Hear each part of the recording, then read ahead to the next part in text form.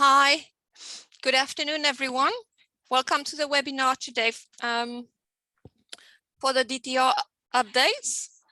We're going to start, we'll be talking about both DTR Air and DTR Sea, and then allocate about 20 minutes for questions. At the end of the presentation, if you would like to raise your hand or type your questions, I will make sure that it is allocated.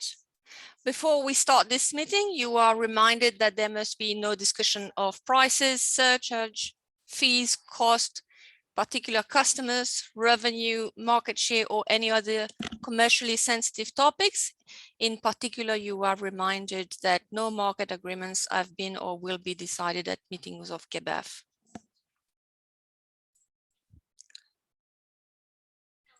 Thank you. Okay, we can start now.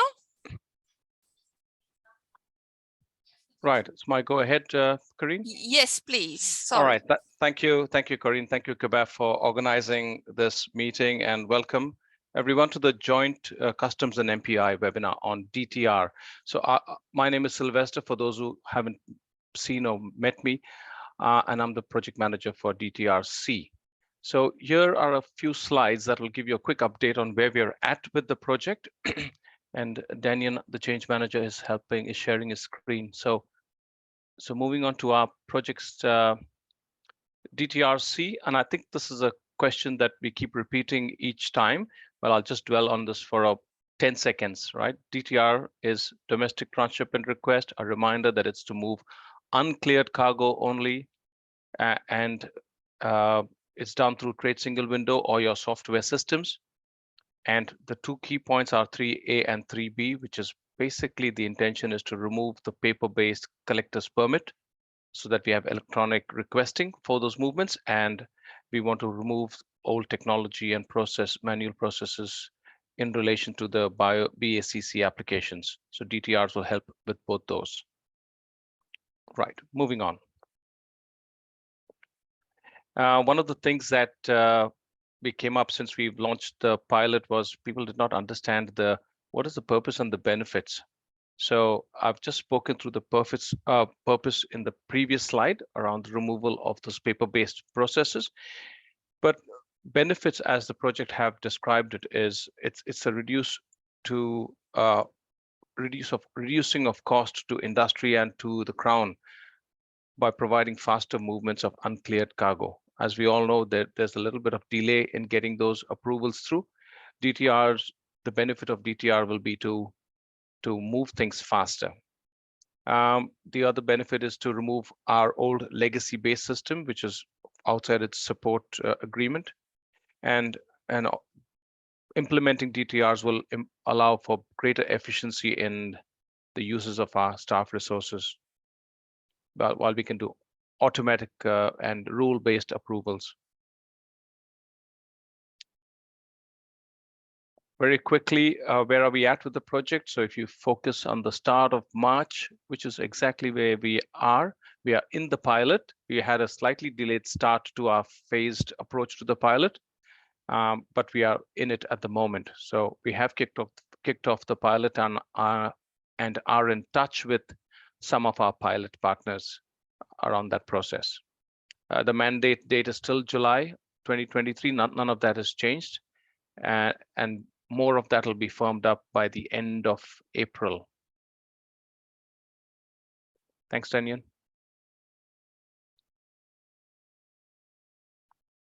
A quick reminder of our phased approaches. Phase 1 was basically movement of FAK containers only from a port to CCA. That's the one we've kicked off. Phase 2 is DTRs for DVAN consolidation consignments from one CCA to another. That's in plan to kick off on the 6th of March. And as we did last time, the project will be in touch with the relevant stakeholders to get that kicked off. Phase 3 is a port-to-port DTR for transshipments by sea, and that's still a TBC at the moment because we're waiting for confirmation from shipping companies as to when they will be ready.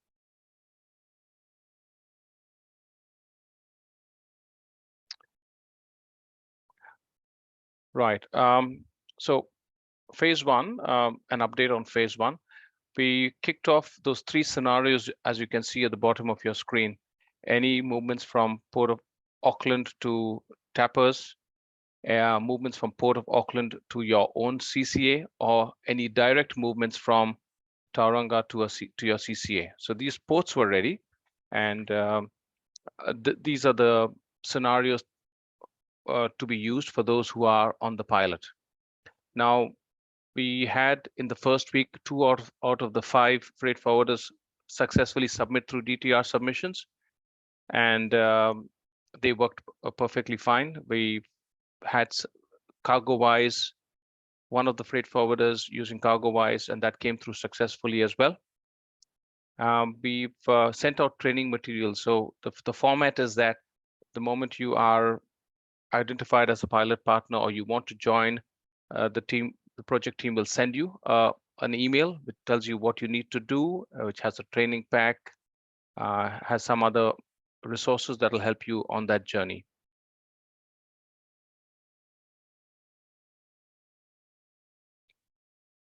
Right. Is Carlos on the line? Carlos, do you want to talk through some of the learnings from phase one? Yeah. Okay, so for some of the links for phase one, so for DTRs to be successfully processed for FAK movements, MPI requires attachments to be submitted. This is exactly the same as you would have done for your IPI lodgements. So it's looking at the quarantine declaration, the bill of lading, and the manifest. The second thing that we found out was around one of the service providers for the B2B service providers, SpeedEye. So at the moment, I think in their systems they are unable to attach. You're unable to attach documents. So currently we're working with Speedy around this, and it should take a couple of weeks. And at the moment we're just doing some testing with them to make sure that that functionality will become available. DTRs for port to inland port to final CCA movements are still being discussed. So there's a little bit of work that needs to be done there on the agency side. So we're still looking at that at the moment. So that's that movement won't be piloted right at the moment. One other thing that did come up from our initial pilot partners submitting was that if there's a FAK movement request with a DTR on the ICR lodgement, and there's also low value write-off, there's a bit of an issue on the MPI side when it comes through to our MPI systems when the T's are doing some are processing their application. So what we're requesting from you at the moment is that if you do have low value write-offs in the FAK assignment and you are requesting a DTR, that you just submit 2 different ICRs for that, one for the low value write-off, one for the DTR request. This is quite similar to current state process where you submit low value write-off on ICR lodgement and also an IPI lodgement for the FAK container movement.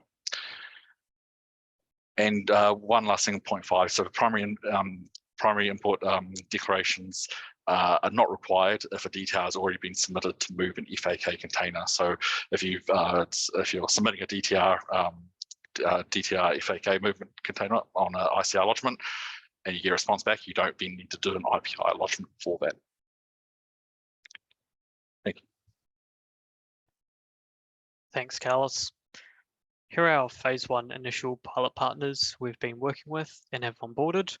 Mainfreight Air and Ocean Limited, Ocean Bridge Shipping Limited, Toll Group Limited, Bernard International Limited, and Mondial Freight. From the ports, we have Ports of Auckland and Ports of Tauranga.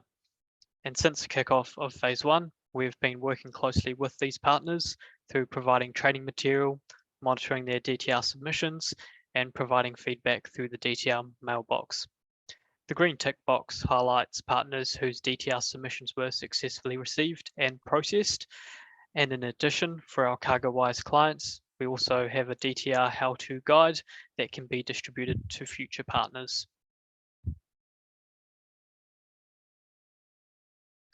So moving on to our key messages from the pilot, starting with the collector's permit. This is just a friendly reminder to send your collector's permit tracking sheet to the DTR project team at the end of each week. We've had a few queries come through, so we just wanted to highlight that this is for FCL movements only.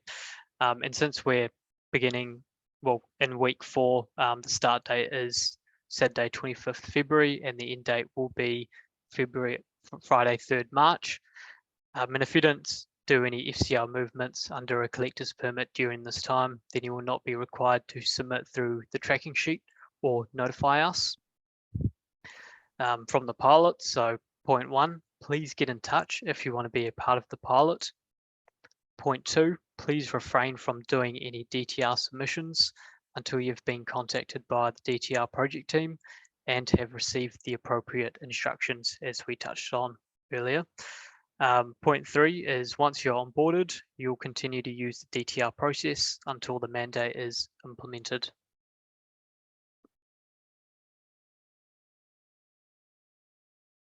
Questions?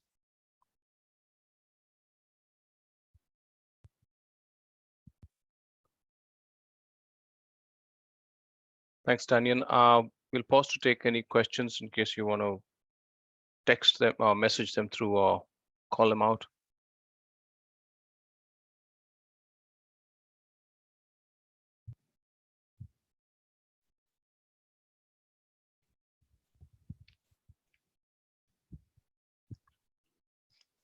Whilst that's going on, should I just do my little spiel? Go for it. Reese. All right. Howdy, everyone. I'm Mark, Senior Officer from Service Delivery. I'm just here to do a couple of, I'm here as an honourable mention for DTR Air. Thank you kindly for the invite. I don't have a slide pack with me today, but there's a couple things that I just wanted to quickly mention. I have heard some noise in regards to international transshipment requests versus domestic transshipments in regards to process as well as how they're treated by the CTOs. So I just wanted to give an update here that we are currently doing a little bit of work in the background for that, just to smooth out any hiccups that are coming as a result of any confusion between DTR and ITR. I think that was the main point really for me. But happy to field any questions about that as well, if need be. My part didn't take too long.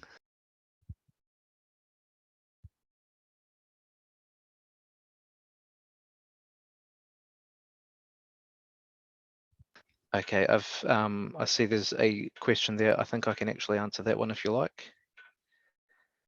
So to become a part of the pilot, is there a minimum requirement on? Apologies, sorry, no, Sylvester, you might be the one for that one actually. So you're asking, I think the question is asking, do you have to have a minimum number of FCLs per week or something like that? No, there's no limit. You can become part of the pilot for any number of containers that you have to move. And just to be clear, it's we are piloting FAK container movements from those two ports, Port of Auckland and Port of Tauranga, not FCLs. So no limitations on volume.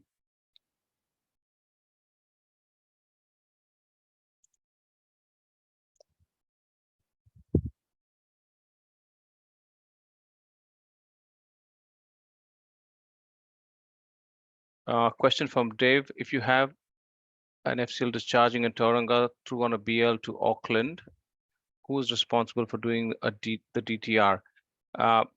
Is that movement from Tauranga to Auckland by sea, or is it through Metroport? That would be my question. If it's by sea, we've determined that the shipping company is responsible for doing that DTR. If it's through Metroport, thanks, David. If it's through Metroport, then it'll be the broker, because the information required on that DTR is not something that the shipping companies would have.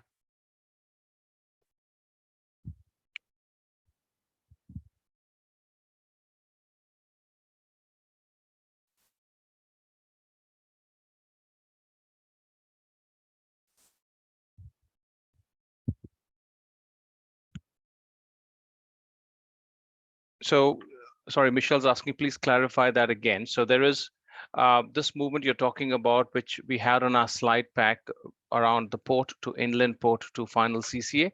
Now that's a movement that we are not piloting at the moment, but we definitely know that it's a movement that happens.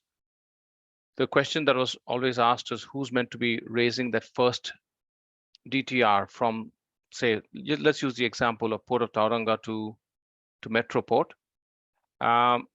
Commercially, the shipping company is liable to drop the container there, but we know for a fact that the shipping company does not have the information required to complete that DTR, especially around that quarantine declaration and the attachments that Carlos was talking about. So it's up to the importer who will be required to raise that DTR should we have that 2 DTR process.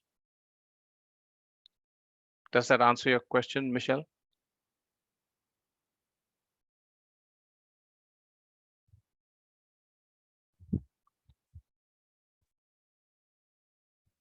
Great, thank you.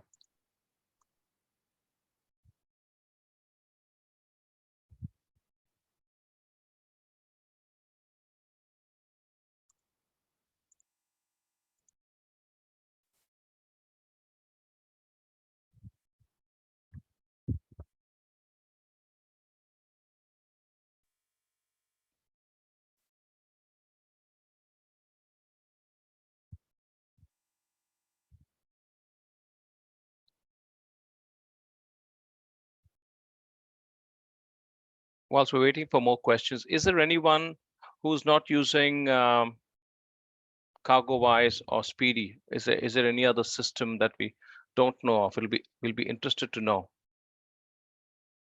And while you're thinking of it, there's a question. Carlos, you may want to take this one. Please explain DTR replacing BACC. Yeah, so this is really around the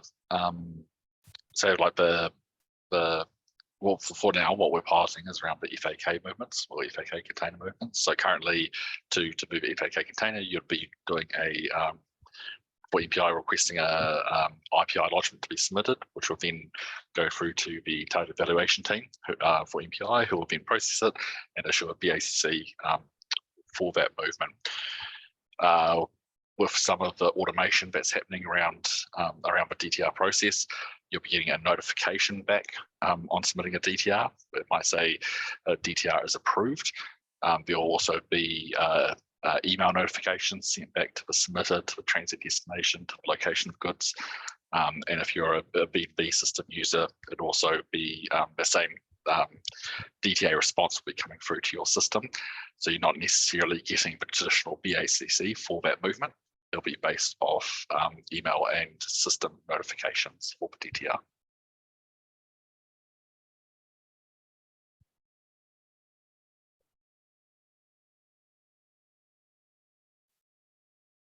Does that answer your question, Michelle?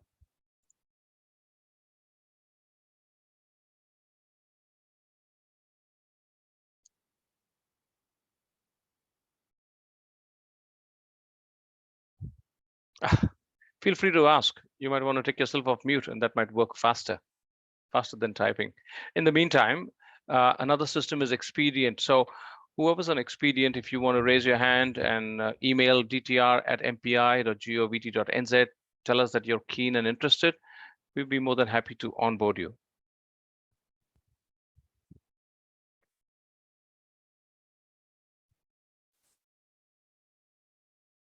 Corinne, can you take Michelle off mute?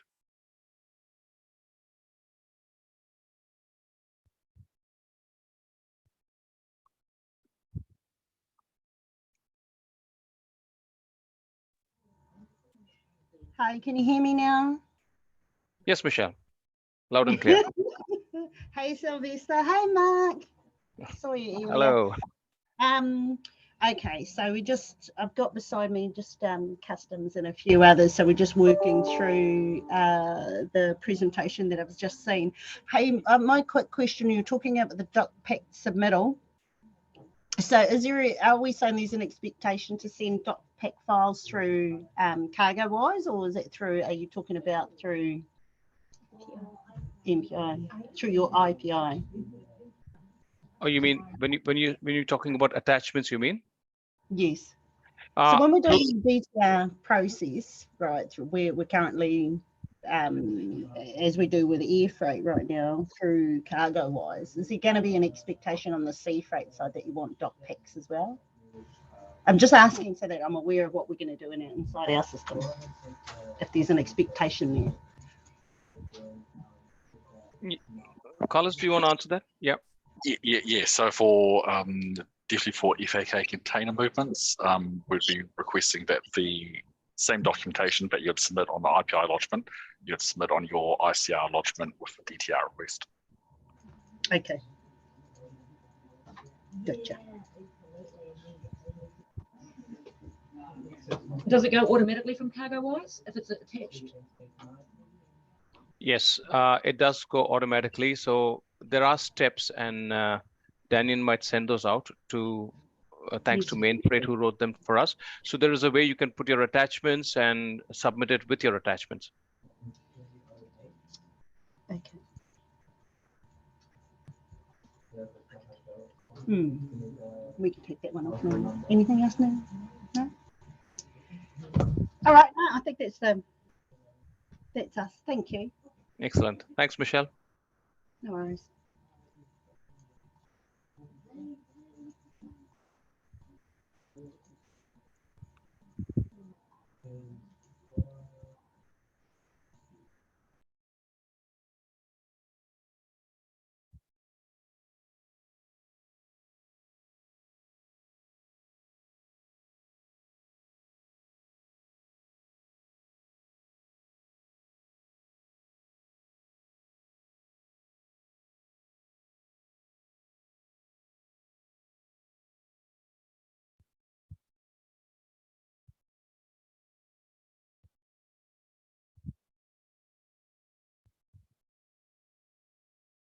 Right. Here's a question from Dave.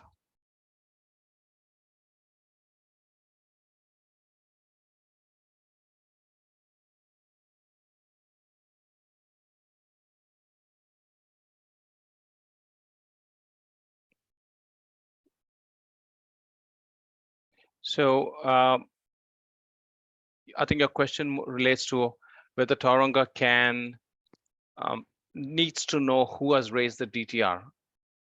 As far as the port is concerned, and from the testing we've done and the way it works, anyone with an interest in that cargo can raise a DTR, right? And that message, once approved, it goes to the port of Tauranga, and they aren't reliant on any person, but just that message. So if an approval message goes back to Tauranga, they don't really care who has sent it. It lifts the hold in their system.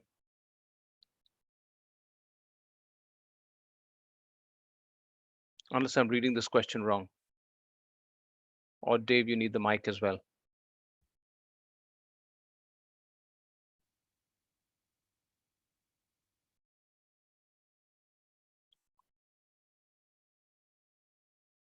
You can take yourself off mute if you want, Dave, if I've not answered that.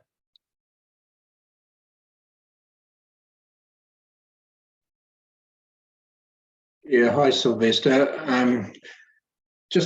I'm still trying to get my head around all this because if you've got a through bill of lading to Auckland via Tauranga that's going to end up at Metroport, at the moment, the shipping line is responsible for getting it through to Metroport. If you're going to then rely on the broker to do the DTR to move that through, then potentially a lot of containers are going to end up being stuck there in Tauranga until these DTRs are done. The shipping line at the point when those containers are discharged, they know exactly what's got to go through to Metroport.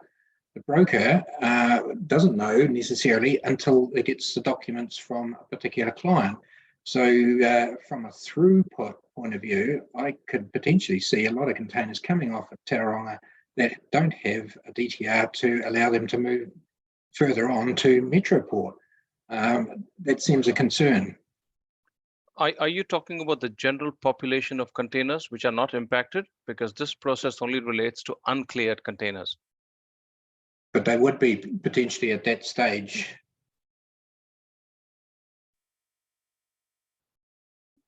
So if something's not clear, the process is still for someone to apply for a BACC. There's Caro Trans trying to get in touch.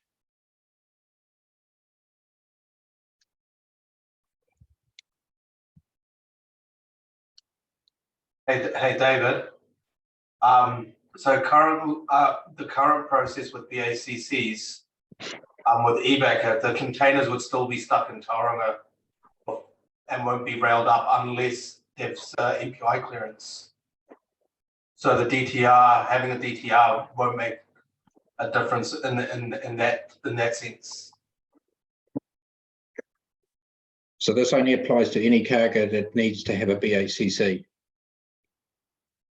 Well, at the moment, if you had a full container to come up to Metroport via Tauranga, you'd have to lodge your TSW, which is your MPI and your customs and your food. And only then would Tauranga, or our Port of Tauranga, rail it up. They'll rail up customs bonded, but they won't rail up MPI without a BACC giving authority for it to move up to Auckland. Okay, thank you. Cool. Thanks, Caro Trans.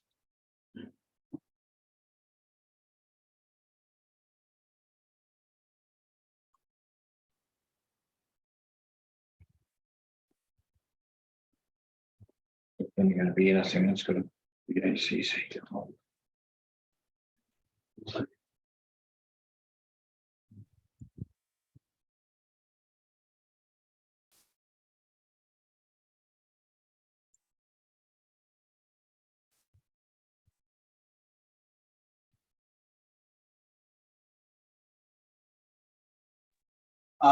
Just a question on that too, Sylvester.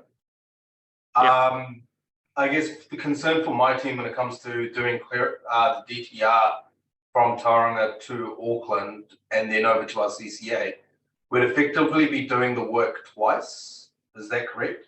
We'd have to do a DTR lodgement from Port of Tauranga up to Metroport and then a second DTR from Metroport to our CCA. Yes, that's correct. The way the system currently works.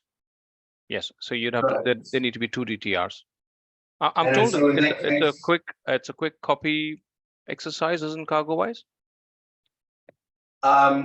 Yes and no. I think it's probably going to be more around the timings of it as well, because we'll then be issued two BACCs for our FAK. When I'm talking in the FAK from an FAK point of view, we'd be issued a BACC for the first DTR that's from Tauranga to Metroport, and then we're going to be issued another BACC from Metroport to our CCA.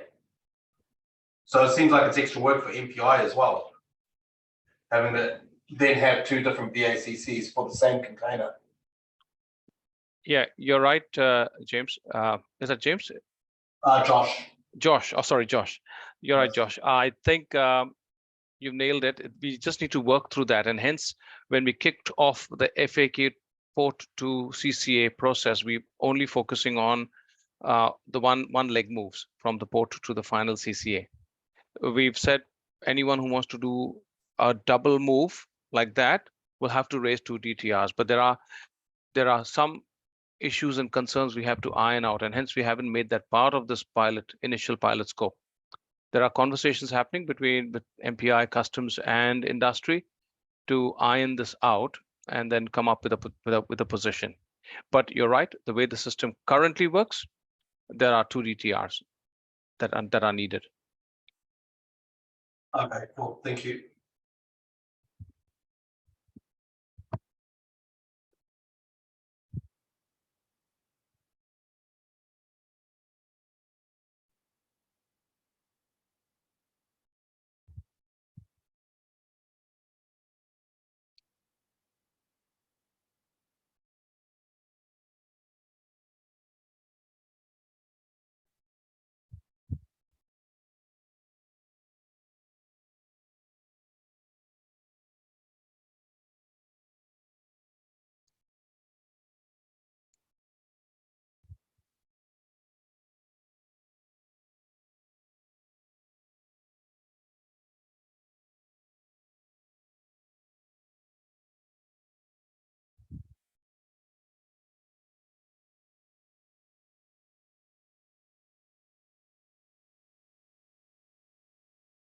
Is there anyone who's jumping up to do DTRs in the next couple of days?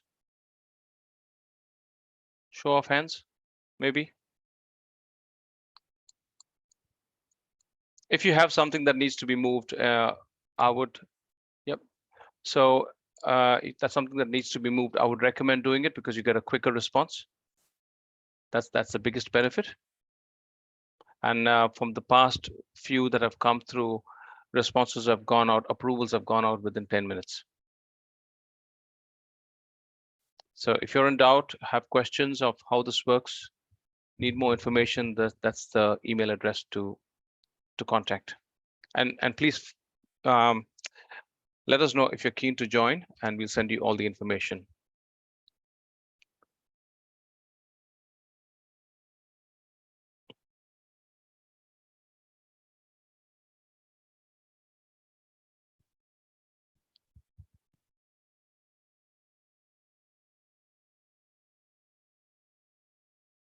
That's all we have for DTRC. So I don't know if there's any other order of business, Karine, on this call. Otherwise, we can give people back 27 minutes.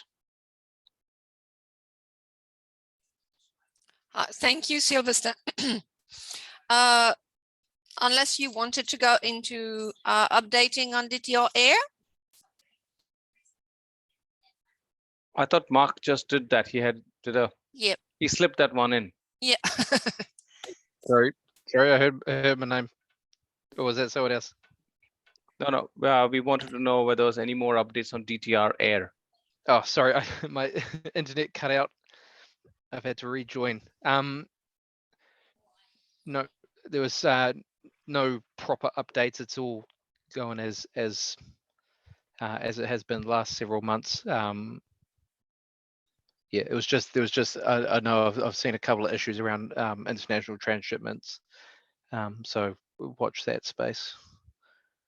That's all from me. Okay, thank you, Mark. Danya, is there anything you would want to add?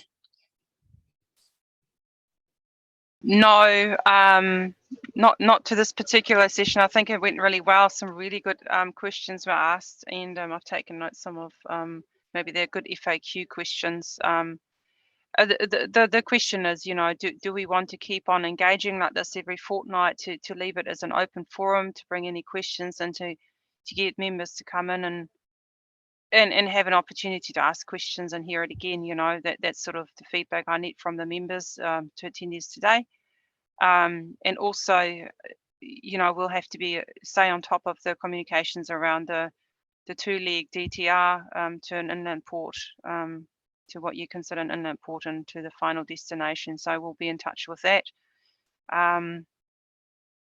Yeah, so that's basically it, really. But thank you for that presentation, Sylvester, and update from you, Mark. The only thing I can add to EAR is that DTR EAR is that we'll probably do an audit of some sorts, or a reconciliation audit as a joint agency thing, potentially later on this year, to ensure that DTR EAR is working as it should.